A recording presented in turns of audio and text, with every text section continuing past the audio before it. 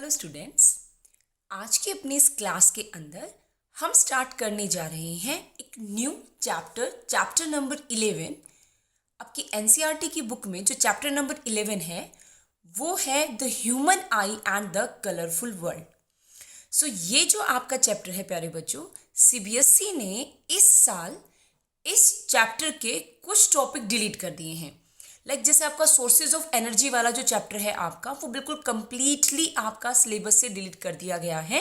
लेकिन जो ह्यूमन आई वाला चैप्टर है, कई बच्चों को बड़ा डाउट था और उन्होंने बहुत सारी क्यूरी भी मुझे दी थी मेरे व्हाट्सएप नंबर पे भी, और मुझे पर्सनली कांटेक्ट भी किया था कि मैम ह्यूमन आई में से क्या क्या आपका पोर्शन डिलीट है। वो सबसे पहले मैं आपको क्लियर करना चाहती हूँ कि ह्यूमन आई के अंदर जो ह्यूमन आई वाला जो आपका चैप्टर है, इसमें जो मेन टॉपिक है ह्यूमन आई, ये आपका डिलीट है। ह्यूमन आई के जो आपके पार्ट्स होते हैं, पार्ट्स के फंक्शन, इवन जो आपके डिफेक्ट होते हैं और उनको कैसे करेक्ट किया जाए, ये सारे के सारे टॉपिक इस साल सीबीएसई ने डिलीट कर दिए हैं। सो हम स्टार्ट करते हैं जो टॉपिक आपका इस साल आपके सिलेबस में है। सो मैं वहीं से आपको स्टार्ट करवा रही हूँ, और that is refraction of light through a glass prism. So ये आपके इस चैप्टर का फर्स्ट टॉपिक है जो आपको करना है। सो जैसा कि आप स्क्रीन पे देख रहे हैं, एक ट्रायंगल शेप का आपको डायग्राम दिख रहा है। सो ये आपके प्रिज्म का फ्रंट व्यू होता है। आपने आपकी फिजिक्स लैब में आपने प्रिज्म को देखा होगा। अगर नहीं देखा है तो आजकल आप ओ लैब के ऊपर प्रैक्टिकल परफॉर्म कर रहे हैं। सो आई होप आपने वहाँ से प्रिज्म वाला प्रैक्टिकल कर लिया है, राइट। तो आपके लिए ये टॉपिक है, ये और भी ज़्यादा ईजी हो जाएगा। सो आप देखें इस डायग्राम में क्या है, एक इंसिडेंट रे है। जैसे ही वो एयर से ग्लास में जाएगी, रेयर से डेंसर मीडियम में जाएगी, वो नॉर्मल के टुवर्ड बैंड होगी। सो इंसिडेंट रे को जब वो अंदर जाएगी रिफ्रैक्ट होके, तो उसको हम रिफ्रैक्टेड रे बोल देंगे, राइट। उसके बाद फिर वो आपकी दोबारा से ग्लास से एयर में जाएगी, राइट। जब वो ग्लास से एयर में जाएगी, so glass is the denser medium, और जो एयर है उसके कंपैरिजन में वो आपका रेयर मीडियम है। सो उस टाइम पे जो आपकी रे है उसका नाम होता है इमर्जेंट रे, क्योंकि एक रे जब फर्स्ट टाइम से रिफ्रैक्ट होती है तो उसको रिफ्रैक्टेड रे बोल देते हैं। लेकिन अगर वही रे दोबारा से आपकी रिफ्रैक्ट होती है, मीन्स बाहर जाती है एक मीडियम से दूसरे मीडियम में, तो उसका नाम आपका इमर्जेंट रे होता है। सो आप डायग्राम में देखें, एक एंगल आई है, एक आपका एंगल ई है, और एक एंगल डी भी दे रखा है। सो एंगल आई आपको क्लियर है, एंगल ई आपका एंगल ऑफ इमरजेंस होता है, और एंगल जो डी होता है वो एंगल ऑफ डाइवेशन होता है। ये एंगल ऑफ डाइवेशन ये क्या चीज है? सो डियर स्टूडेंट्स, आप जैसे कि डायग्राम में देख रहे हैं, अगर आपका ये जो प्रिज्म है इसकी सरफेस ना होती तो ये जो लाइट की रे है ये आपकी स्ट्रेट जाती है ना। लेकिन प्रिज्म की दोनों सरफेस ने लाइट को रिफ्रैक्ट कर दिया, जिसकी वजह से लाइट अपने पाथ से डाइवर्ट हो गई, राइट। सो जब वो डाइवर्ट होगी तो उसको जिस पाथ पे जाना चाहिए था उसकी बजाय वो थोड़े से डिफरेंट पाथ पे जाएगी। सो वो एक्चुअल पाथ से जितना डाइवर्ट हुई वो आपका होता है एंगल ऑफ डाइवेशन, राइट। सो आप यहां देखें जो आपका स्क्रीन पे है, when a ray of light passing through a glass prism, it gets bent twice at the air glass interference and glass air interface. The emergent ray is diverted by an angle to the incident ray. This angle is called the angle of diversion. Next आपका है कि ये जो prism है, ठीक है, इसने light को रिफ्रैक्ट और फिर इमर्जेंट रे के थ्रू ऐसे किया। लेकिन एक इंपॉर्टेंट फिनोमेना है आपकी बुक में, डिस्पर्जन। सो वो जो डिस्पर्जन का फिनोमेना है वो भी आपका प्रिज्म शो करता है। And what is the meaning of dispersion? When a beam of white light is passing through a glass prism, it is split up into a band of colours called spectrum. जब एक white light को prism में से पास किया जाता है ना प्यारे बच्चों, तो ये जो प्रिज्म होता है ये व्हाइट लाइट के जो अपने 7 कलर्स होते हैं, क्योंकि white light is the combination of 7 colours. So उनको आपका सेपरेट करती है। व्हाइट लाइट है जो कॉम्बिनेशन है 7 कलरों का, 7 रंगों का, प्रिज्म उसको क्या करता है, उनको सेपरेट सेपरेट डिस्टिंग्विश कर देता है। ऐसा क्यों करता है? क्योंकि हर एक जो कलर होता है उसकी जो वेवलेंथ है वो आपकी डिफरेंट डिफरेंट होती है। सो वो अलग अलग स्पीड से आपकी स्क्रीन को टच करेंगे तो एक अलग से उनका कलरफुल स्पेक्ट्रम बन जाएगा। आपने विबग्योर का नाम तो सुना होगा ना, VIBGYOR।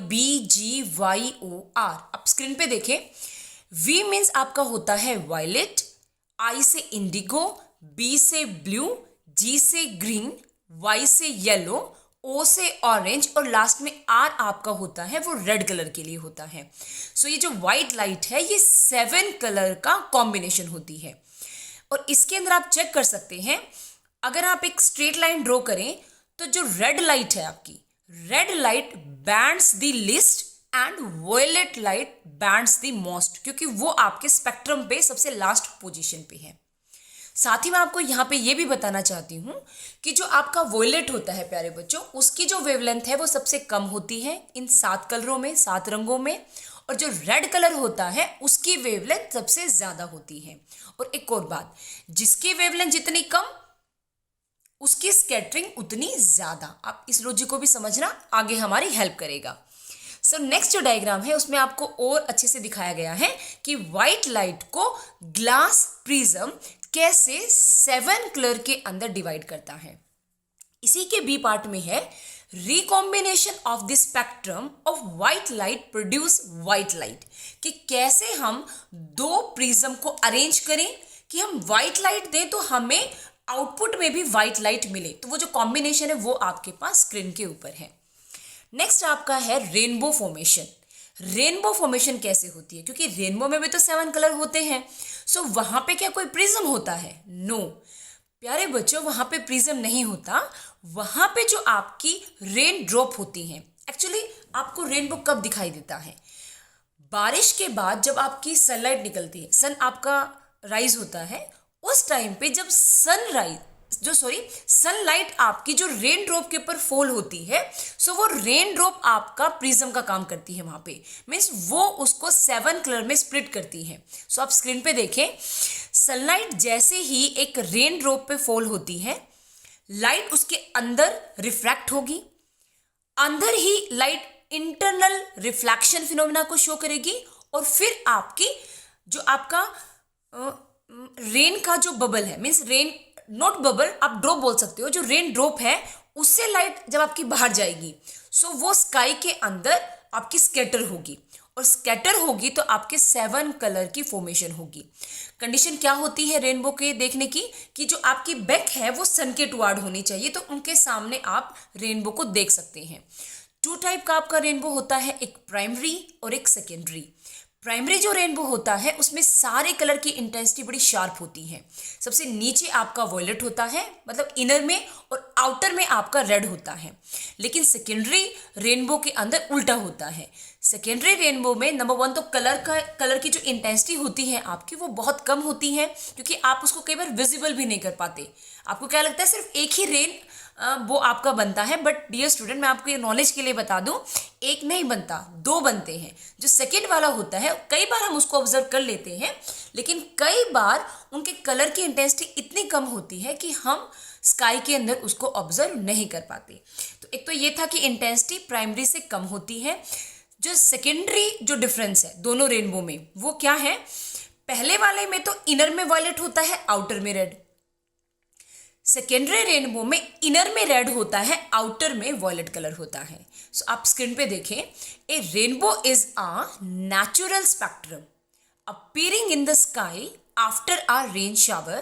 It is caused by the dispersion of sunlight by water droplets present in the atmosphere.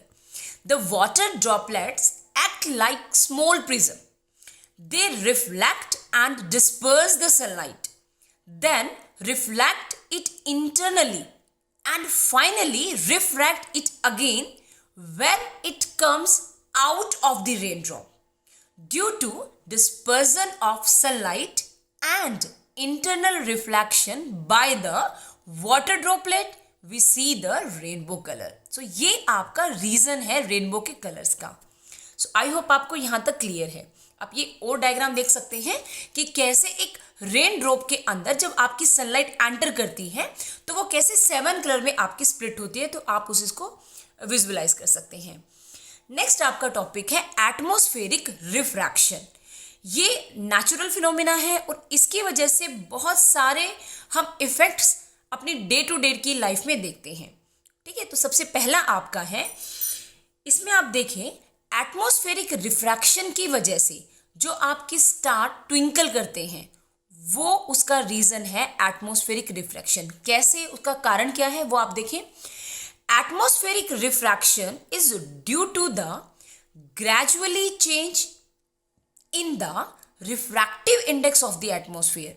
होता क्या है प्यारे बच्चों, एटमॉस्फेरिक रिफ्रैक्शन का जो फिनोमिना है ये डिपेंड कर रहा है जो अपनी अर्थ के ऊपर एटमॉस्फेयर है ना आउटर में, उसके रिफ्रैक्टिव इंडेक्स पे। The refractive index of the atmosphere gradually increase toward the surface of the earth. जितना आप अर्थ के पास जाते जाएंगे रिफ्रैक्टिव इंडेक्स उतना ज्यादा होता जाएगा। आप डायग्राम में भी देख सकते हैं। और उसका रीजन क्या है, because hot air above is less dense than the cool air below, right? So light gradually bend toward the normal, so the real position of star is different from its apparent position. Suppose आपका इस position पे star होना था, लेकिन जब उसकी light आपकी observer की आइज तक जा रही है तो क्या हो रहा है, उसको वो लाइट यहां से ना आके यहां से आती दिखाई देती, मतलब थोड़ा सा समहाउ अबव, मतलब थोड़ा ऊपर से। उसका रीजन क्या है कि ये जो लाइट जब एटमॉस्फेयर में आपके एंटर कर रही है तो एटमॉस्फेयर की खुद की ही लेयर ऐसी बन रही है जिसमें किसी की डेंसिटी कम, किसी की डेंसिटी ज्यादा। और जैसे जैसे हम सरफेस के पास जाते हैं एटमॉस्फेयर उतना ही थिक होता चलता है, तो डेंसिटी ज्यादा होती चलती है। और जितना ज्यादा होएगी तो आपने क्या पढ़ा है, अगर आपकी लाइट रेयर से डेंसर मीडियम में जाती है तो वो आपकी नॉर्मल के टुवर्ड आपकी बैंड होती है। इसका रिवर्स, अगर आपकी लाइट डेंसर से रेयर में जाएगी तो नॉर्मल से अवे आपकी बैंड होगी। ये लाइट वाले चैप्टर में भी हमने सीखा है, राइट। सो नेक्स्ट आपका है, आप ये डायग्राम में देखिए प्यारे बच्चों कि सपोज आपका एक ऑब्जर्वर है, स्टार से एक रे आ रही है, सो रे का पाथ, लेकिन डॉटेड लाइन से आपको एपरेंट पोजीशन दिखाई है स्टार की। और साथ ही आपको ये भी बताया है कि रिफ्रैक्टिव इंडेक्स आपका इंक्रीज होगा जैसे जैसे आप कहाँ जाएंगे, अर्थ की सरफेस के टुवर्ड जाएंगे। सो नेक्स्ट ये हम डिस्कस कर चुके हैं वैसे तो, ट्विंकलिंग ऑफ स्टार, लेकिन आप एक बार दोबारा से इसको देख सकते हैं। The twinkling of star is due to the atmospheric refraction of the star light due to the changing in the position of star and movement of layer of the atmosphere. So the light from the star is sometime brighter and sometime fainter and it appear to twinkle. कई बार आपको लगेगा कि जो star है उससे जो light की intensity आ रही है वो बहुत ज़्यादा है, कई बार आपको लगेगा कि बहुत कम है। तो ज़्यादा कम ये जो फिनोमिना आपका होगा इसी को हम क्या बोलते हैं, ट्विंकलिंग इफेक्ट। आपने पोएम सुनी होगी ना, ट्विंकल ट्विंकल लिटिल स्टार। सो अब आपको शायद पता चला है 10th क्लास में जाके कि why this star are twinkle, ये ट्विंकल क्यों करते हैं, राइट। सो नेक्स्ट है, अब बात आती है और ये एक सबके माइंड में भी आता होगा कि प्लैनेट जो होते हैं क्या वो भी ट्विंकल करते हैं, क्योंकि वो भी तो स्पेस में होते हैं, है ना। ये एक टॉपिक भी है आपके सिलेबस में। सो नेक्स्ट पैराग्राफ में आप देखिए, ट्विंकलिंग ऑफ स्टार के सेकंड पैराग्राफ में, planets are closer to earth than stars. आपके जितने भी प्लैनेट्स हैं, 8 प्लैनेट हैं जो भी आपके, वो सारे के सारे आपके अर्थ के क्लोज हैं as compare to stars. The light from the star are considered as point source of light and the light from planets are considered as extended source of light। कहने का मतलब, सपोज आपका बहुत बड़ा स्टार है, मतलब suppose आपका ये कोई प्लैनेट है, सो ये प्लैनेट है आपका, ये छोटे छोटे बहुत सारे लाइट के बिल्कुल पॉइंट साइज के सोर्स का कॉम्बिनेशन है। अब यहाँ पे हो क्या रहा है प्यारे बच्चों, एक जो पॉइंट साइज का सोर्स है वो अपने इफेक्ट को दूसरे वाले जो पॉइंट साइज का सोर्स है उसके इफेक्ट के साथ उसको कैंसिल कर रहा है, और हो क्या रहा है, सारे एक दूसरे के इफेक्ट को कैंसिल कर रहे हैं और ओवरऑल हमें प्लैनेट एक स्टेशनरी पोजीशन पे दिखाई देता है, मतलब हमें वो ट्विंकल करता दिखाई नहीं देता। आपको मेरी ये बात अगर क्लियर नहीं है तो आप इतना भी लिख के आ सकते हैं कि जो प्लैनेट हैं आपके, वो आपकी अर्थ पे, मतलब अर्थ के नज़दीक होते हैं, क्लोजर होते हैं एज कंपेयर टू स्टार। और क्लोजर होने की वजह से जब वो मूव करते हैं तो उनके मूवमेंट को अपनी ह्यूमन आई है वो इतना ज़्यादा सेंस नहीं कर पाती, क्योंकि उनका size as compare to star की अगर बात करें तो बड़ा होता है। आप ये भी लिख के आ सकते हैं। साथ ही प्यारे बच्चों, आप ये डायग्राम भी प्लीज ड्रॉ करके आएं, ठीक है, अगर आपका 3 मार्क्स में ये क्वेश्चन आता है आपके फाइनल एग्जाम में। नेक्स्ट है एटमॉस्फेरिक रिफ्रैक्शन का ही एक next topic, advance sunrise and delay sunset. इसका क्या मीनिंग है? हमें जब मॉर्निंग में आपका सनराइज होता है तो अब तक वो राइज नहीं हुआ होता, लेकिन हमें तब भी लगता है कि भाई इससे लाइट आपकी आ रही है और हम लाइट से ही क्या प्रिडिक्ट कर लेते हैं कि आपका सनराइज हो चुका है। ऐसे इवनिंग में आपने देखा होगा कि हमें लगता है जब हम कहीं बाहर होते हैं, पार्क में होते हैं, कहीं भी होते हैं, तो हमें लगता है यार अभी तो दिन है ना, हम ऐसे बोलते हैं कि अभी तो सनसेट नहीं हुआ है, बट एक्चुअली में वो हो चुका होता है। उसकी जो रेडिश जो कलर होता है, जो इवनिंग वाला कलर होता है, वो स्काई में होता है, तो हमें लगता है कि नहीं भाई अभी तक दिन है और हम आराम से अपना काम कर सकते हैं, खेल सकते हैं, कहीं पे बाहर कर सकते हैं, हमें घर में मोमेंट करने की अभी रिक्वायरमेंट नहीं है। लेकिन डियर स्टूडेंट, इंटरेस्टिंग बात ये है कि 2 मिनट आपका बिफोर और 2 मिनट आफ्टर, कहने का मतलब मॉर्निंग के 2 मिनट और इवनिंग के 2 मिनट, सो जो टोटल आपके 4 मिनट है, ये एक्चुअल में गैप होता है आपके सनराइज में और सनसेट में। सो आप ये डायग्राम बना सकते हैं और इसका आंसर लिख सकते हैं, the sun is visible to us about 2 minute before sunrise and about 2 minutes after sunset. Reason क्या है? Due to atmospheric refraction. The apparent flattening मतलब आपका जो इधर उधर मूव होना of the sun disc at sunrise and at sunset is also due to atmospheric refraction. अगर 1 marks में आ जाए तो जस्ट आपको एटमॉस्फेरिक रिफ्रैक्शन लिख के आना है। 2 मार्क्स में आ जाए तो आप क्या करके आएंगे? डायग्राम ड्रॉ करके आ सकते हैं और साथ ही ये आंसर लिख के आ सकते हैं। 3 मार्क्स में अगर आ जाए, डायग्राम भी ड्रॉ करो, एटमॉस्फेरिक रिफ्रैक्शन भी लिखो उसके अंदर, और थर्ड पॉइंट में आप थोड़ा सा इस फिनोमेना को एक्सप्लेन भी करो। Next topic is scattering of light. Light का स्कैटर होना, फैलना, इसका क्या मीनिंग है? सो इसके अंदर एक इंपॉर्टेंट टॉपिक है टिंडल इफेक्ट। सो सबसे पहले मैं आपको टिंडल इफेक्ट करवाती नहीं हूँ, मैं आपको इमेज दिखाती हूँ, बड़ी इंटरेस्टिंग है। आप यहाँ देखें, ये कुछ इमेजेस का कॉम्बिनेशन है जिसमें सभी में टिंडल इफेक्ट दिखाया गया है। आई थिंक आपको ये जो सॉल्यूशन वाला डायग्राम है ये आपको इतना अच्छा ना लगे, लेकिन कुछ ऐसे डायग्राम है जो अपने हम बिल्कुल विजिबली हम देख सकते हैं अपने डे टू डे की लाइफ में। यहाँ पे आपको क्या दिख रहा है? आपको ऐसा लग रहा है जैसे एक हॉरर मूवी में एक रूम बिल्कुल बंद है और उसके अंदर हमने एक विंडो को ओपन किया और उस विंडो से कुछ लाइट आपकी आ रही है ना? ये हॉरर मूवी का एक आपको सीन जैसा लग रहा है। लेकिन अभी हमारे यहाँ पे साइंस की स्टडी क्या कहती है कि जो लाइट आपके अंदर रूम में एंटर कर रही है, सो लाइट के जब पार्टिकल्स आपके रूम के जो एयर के साथ कोलाइड करेंगे, मीन्स उसके अंदर मोलिक्यूल हैं, डस्ट पार्टिकल हैं, बहुत सारे कॉम्बिनेशन है आपके एयर के अंदर, सो उसकी वजह से उनकी स्कैटरिंग होगी। और जब लाइट की स्कैटरिंग होगी तो जो आपको इफेक्ट देखने को मिलेगा वो आपको इस सीन जैसा देखने को मिलेगा। साथ ही आपको एक और पिक दिखाती हूँ मैं जो आप ऑब्जर्व कर सकते हैं। कभी अगर आप कभी पार्क में गए हो मॉर्निंग में तो आपने ये इफेक्ट देखा होगा कि जब सनलाइट आती है ट्रीज की लीव्स के अंदर से, है ना, वो डेंस ट्रीज की लीव्स के अंदर से, तो उसका इफेक्ट बिल्कुल ऐसा ही होता है जो आपको स्क्रीन पे दिखाई दे रहा है। सो ये भी आपका क्या होता है प्यारे बच्चों? टिंडल इफेक्ट होता है। ओके, तो अभी इससे रिलेटेड एक एक्टिविटी भी आपकी एनसीईआरटी की बुक में है, आप उसको भी रीड आउट कर सकते हैं। अब पढ़ते हैं कि ये एक्चुअल है क्या, तो ध्यान से सुनना। When a beam of light passing through a colloidal solution, the path of the light become visible due to scattering of light by the colloid particles. This is known as Tyndall effect. Light के particle जब उस colloidal solution के particle के साथ में क्या करेंगे, interact करेंगे, कोलाइड करेंगे, कोलिजन करेंगे, तो वो उनको क्या कर देंगे, स्कैटर कर देंगे। इस इफेक्ट को क्या बोलते हैं, टिंडल इफेक्ट बोलते हैं।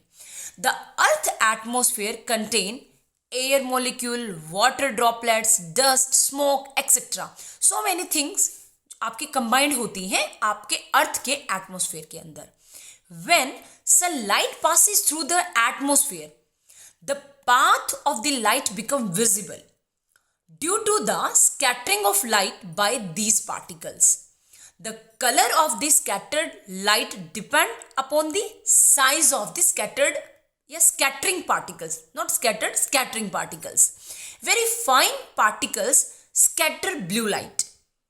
Larger particles scatter different color of light. इसी की वजह से आपने नोट किया होगा कि जब आपका सनराइज होता है तो जो रेड कलर आपका होता है प्यारे बच्चों, रेड कलर की वेवलेंथ होती है सबसे ज्यादा, उसकी स्कैटरिंग कम होती है। तो सन के चारों तरफ आपको जो कलरिंग दिखती है वो कैसी दिखती है, आपको रेड, थोड़ा ऑरेंज, थोड़ा सा येलो। लेकिन एटमॉस्फेयर आपको कैसा दिखाई देता है, ब्लू कलर का, क्योंकि ब्लू कलर की वेवलेंथ कम होती है, उसकी स्कैटरिंग ज्यादा होती है। ओह फाइन, नेक्स्ट टॉपिक है why is the colour of the clear sky blue. ये आप बहुत स्टूडेंट्स के माइंड में आप क्वेश्चन आया होगा कि भाई ये जो आसमान है ये ब्लू ही क्यों है, कभी पिंक, कभी येलो, कभी ग्रीन, ऐसा क्यों नहीं है, है ना। तो भगवान ने इसको ब्लू ही क्यों बनाया है ना। तो आज उस क्वेश्चन का आंसर आपको मिलने वाला है। सो क्वेश्चन का आंसर है the fine particle of the atmosphere have size smaller than the wavelength of visible light. जो लैम्डा होता है विजिबल लाइट का, जो वेवलेंथ होती है उससे साइज छोटा होता है। They can scatter blue light which has shorter wavelength than red light which has a longer wavelength. जैसे कि मैंने अभी आपको डिस्कस किया, रेड कलर की वेवलेंथ सबसे ज्यादा, रेड कलर की स्कैटरिंग सबसे कम, ब्लू कलर की वेवलेंथ सबसे कम, उसकी स्कैटरिंग सबसे ज्यादा। तो ये इसका रीजन है। When sunlight passes through the atmosphere, the fine particle of the atmosphere scatter the blue color more strongly than the red color, and so the sky appear blue. क्योंकि सबसे ज्यादा स्कैटरिंग जो फैलाव है वो कौन से कलर का है, वो आपके ब्लू कलर का है। रेड कलर इसके साथ में बाकी कलर भी मिक्स होते हैं क्योंकि आपको कई बार स्काई डिफरेंट डिफरेंट कलर का दिखाई देता है। सो उसका रीजन भी यही है कि सपोज एटमॉस्फेयर में थोड़ा बहुत चेंजमेंट होगा तो उसकी वजह से थोड़ा बहुत डिफरेंट कलर आपका ज्यादा स्कैटर होगा, तो उस टाइम पे आपको स्काई में बहुत सारे कलर की मिक्सिंग दिखाई देती है। नेक्स्ट है if the earth had no atmosphere. एक क्वेश्चन आपके एनसीईआरटी की एक्सरसाइज का लास्ट क्वेश्चन, क्वेश्चन नंबर 13, उसमें पूछा गया है कि एस्ट्रोनॉट को जो होते हैं आपके स्पेस में, उनको जो स्काई होता है वो डार्क क्यों दिखाई देता है, उनको ब्लू क्यों नहीं दिखाई देता। हमें तो ब्लू दिखाई देता है, तो उनको भी तो ब्लू दिखाई देना चाहिए ना, उनको क्यों नहीं देता, ये क्वेश्चन है बेटा। ठीक है, तो मैं इसका आंसर भी आपको करवाऊंगी। अभी फिलहाल के लिए आप देखें, if the earth had no atmosphere there would not be any scattering of light. कोई स्कैटरिंग नहीं होगी आपकी अगर एटमॉस्फेयर नहीं है। सो रीजन क्या है स्कैटरिंग का, एटमॉस्फेयर। उसको कोई तो बेस मिलेगा जिसके साथ कोलाइड करेगी लाइट, राइट। अगर वो उनको बेस ही नहीं मिलेगा, वो मीडियम ही नहीं मिलेगा, तो लाइट स्कैटर कैसे होगी आपकी, आप खुद सोचे। And the sky would appear dark. और कोई भी कलर कॉम्बिनेशन नहीं होगा तो एक टाइप से क्या होगा, बिल्कुल डार्क कलर होगा। तो the sky appear dark at very high altitude. बहुत हाई एल्टीट्यूड पे जाके स्काई कैसा कैसा हो जाता है, डार्क हो जाता है। नेक्स्ट आपके लिए एक इमेज, आप इसको देख सकते हैं। Next topic is colour of the sky at sunrise and sunset. Colour कैसा होता है बिल्कुल जब आपका सनराइज होता है या बिल्कुल सनसेट होता है। आप एक सिंपल सी बात सोचना बेटा, ये हम कर चुके हैं वैसे तो, मैं आपको छोटा सा लॉजिक समझाना चाहती हूँ। सनलाइट है वो एक टाइप से व्हाइट लाइट है और वो आपकी 7 कलर का कॉम्बिनेशन है। आपकी नॉलेज के लिए बताती हूं, सनलाइट के अंदर इंफ्रारेड रे होती है, यूवी होती है और विजिबल लाइट होती है। इंफ्रारेड रे की वजह से हमें हीटिंग इफेक्ट प्रोड्यूस होता है बेटा। जब सन निकल जाता है तो हमें थोड़ी गर्मी लगती है ना कि भाई सन निकल गया, धूप में बैठेंगे, तो वो किस किस पार्ट की वजह से होता है? इंफ्रारेड रेस की वजह से। सन के अंदर जो विजिबल रेस का कॉम्बिनेशन है ना लाइट में, उसकी वजह से हम अपनी चारों तरफ की सारी चीजों को विजुअलाइज कर पाते हैं, देख पाते हैं। थर्ड जो है यूवी रे, वो बहुत हार्मफुल होती हैं। आपने पढ़ा भी होगा अपने एसएस में, साइंस में भी, कि एक ओजोन लेयर होती है, वो हमें सेव किए हुए है, बचाए हुए हैं, क्योंकि वो यूवी लाइट को, जो अल्ट्रावोलेट रेज हैं जो हमारी स्किन के लिए बहुत हार्मफुल है, उनको प्रिवेंट करती है, उनको आने से रोकती है। लेकिन आजकल हमारे कुछ रीजंस की वजह से जो ओजोन लेयर है उसमें होल होने स्टार्ट हो गई हैं, और थोड़ी थोड़ी आपकी जो लाइट है, जो यूवी की जो रेज है, वो हमारी अर्थ तक आती हैं। इसीलिए जो आपका सन बर्न्ड होता है, स्किन एलर्जी होती है, कईयों को धूप में निकलते ही बिल्कुल स्किन रेड हो जाती है, ये उसका मेन रीजन है, राइट। सो आजकल आपने नोट भी किया होगा कि खैर आप स्टूडेंट हैं, आप नहीं लगाते होंगे, लेकिन आप नोट करना, आपके जो मदर हैं, आपके सिस्टर्स हैं, आंटी हैं, वो मोस्टली क्रीम लगाती हैं, ठीक है। तो आपके नॉलेज के लिए मैं बताती हूँ, आप नोट करना, उस क्रीम के ऊपर ऐसे लिखा होता है SPF, सन प्रोटेक्शन फॉर्मूला, और वो जितना ज़्यादा होता है उतनी क्रीम को अच्छा माना जाता है कि अगर आप सन में जाएंगे तो वो जो क्रीम है वो ये नहीं होता बेटा कि आपको वो ब्लैक से वाइट बना रही है, ऐसा नहीं होता। उसका मेन पर्पस होता है कि वो आपकी जो स्किन है, जो जैसे ही धूप में जाओगे तो यूवी के कांटेक्ट में आएगी, अल्ट्रावोलेट रेस के, तो आपकी स्किन को वो हार्म ना करे, एटलीस्ट जैसी आपकी स्किन है उतना ही आपको रहने दे। तो ये आपको थोड़ा एक्स्ट्रा नॉलेज के लिए मैंने बताया था। अब बात करते हैं टॉपिक की, colour of sky at sunrise और सनसेट, ये क्या लॉजिक है? जैसे ही सनराइज होगा व्हाइट लाइट आपकी आनी स्टार्ट होगी।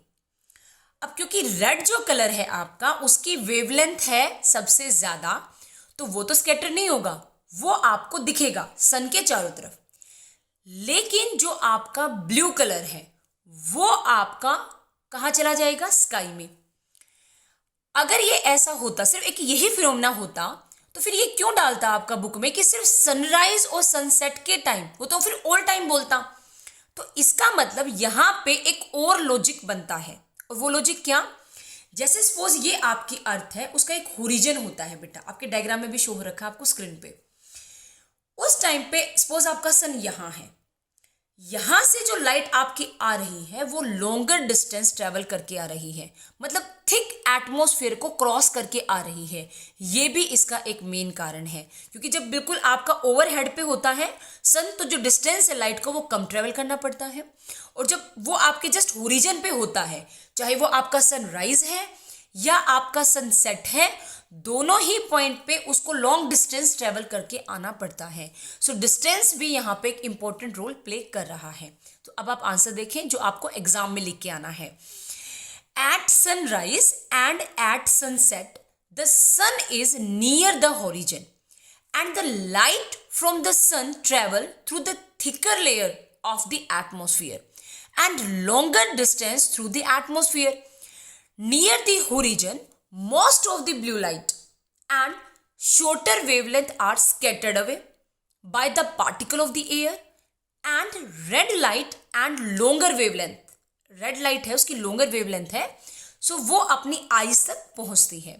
So the sun appear reddish at sunrise and sunset। साथ ही मैं आपको एक और भी बात बताना चाहती हूँ कि डेंजर का जो सिंबल होता है उसको रेड कलर का क्यों बनाते हैं, उसके पीछे का रीजन भी यही होता है बेटा, क्योंकि रेड कलर की स्कैटरिंग सबसे कम होती है। जब लाइट अंधेरे में उस पर गिरेगी तो वो फैलेगा नहीं बेटा, आपको वहां पे दिखाई देगा कि यहाँ पे कोई सिंबल है, वो किस क्या डेंजर का है या कोई मैसेज आप दे रहे हैं, तो वो आप तक पहुंचेगा। अब ये तो था आपकी बुक में जो जो टॉपिक है वो मैंने आपसे डिस्कस किए। अब मैं आपको इस वीडियो के आगे वाले पार्ट में एक एक्टिविटी आपको शो करना चाहती हूं जो मैंने प्रिज्म पे बनाई है, और उसके बाद एनसीईआरटी की एक्सरसाइज के जो जो क्वेश्चन आपको एग्जाम के लिए प्रिपेयर करने हैं और वो आप एग्जाम में कैसे लिख के आए, वो बिल्कुल वैसे ही जैसे आप एग्जाम में लिख के आते ना, वैसे ही मैंने नोटबुक पे लिख के आपको क्लियर करने की कोशिश की है। सो आई होप आप ये जो नेक्स्ट एक्टिविटी है और जो एनसीईआरटी के मैंने आपको क्वेश्चन आंसर सोल्व करके दिए हैं वो आपको क्लियर होंगे। So thank you students and enjoy the activity.